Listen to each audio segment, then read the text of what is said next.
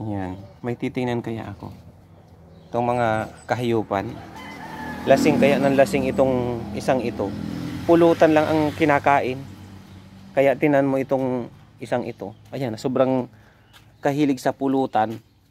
Pumasok na ang ulo sa pulutan. Ano ang pinagpupulutan nito? Dingdong. Oh, oy. Ay, dingdong nga. Dingdong. Yan siya. Aba, paatras na. Iba talaga pag nalalasing ata. Ang mabanti. Dumali-dali kayo ng pulutan. Okay, ayan. Ay, tumakbo. Bumunggo. Diba, makatakbo. Ay, lala. Ay, di na alam kung saan pupunta. Paano makita? Dinali-dali ang pulutan. Bumunggo kaya. Anong nangyari kaya itong malaking kalukuhan talaga nitong pusang ito?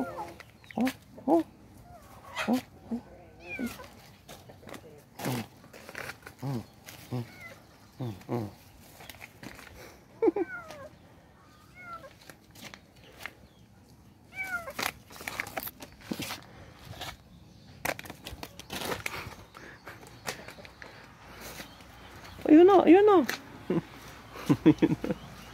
Abangan natin dito.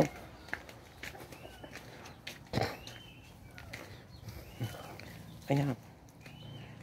Tinitira kaya ang pulutan. Tapos hindi niya na alam kung paano lumabas. Ayan na siya.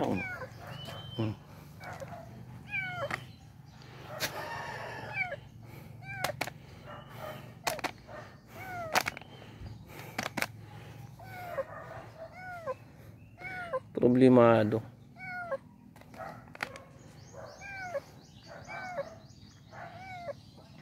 Hindi niya na alam. Kaya yan. Ayan ang nangyayari kapag nangingialam ng pulutan nang may pulutan. Kaya hindi niya na alam kung paano tanggalin. Nasubrahan sa kapulutan, lalasing. Hindi kaya paano kaya ito? Bakit ba kasi sa dami makakain, pinasok pa ang ulo? Ay, matindi talaga. Ay, talagang pasok na pasok. Ay, matindi. Ay, talagang matindi. Ay, ayan. Matindi. Anta, dinali-dali ang pulutan. Ayan. Ay, hindi talaga matagal. Matindi. Ay, padingdong-dingdong pa. Yan. Hindi na niya alam kung paano umalis. Ayan. Hindi alam. Hoy. Ayan, parusa. Kakain kasi ng hindi kanya.